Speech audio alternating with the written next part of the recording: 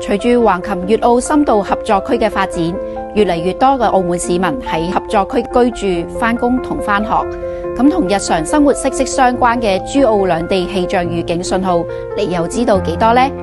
颱風預警信號方面，澳門分為1、3、8、9同10號風球，而珠海就分為白、藍、黃、橙同紅色預警信號。雖然描述嘅細節略有不同，但係兩地預警信號嘅等級意義接近。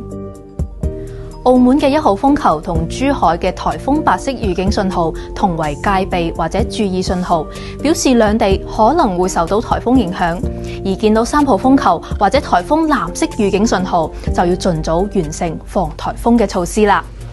當熱帶氣旋繼續接近，兩地將可能分別改發8號風球或升級颱風預警信號至黃色，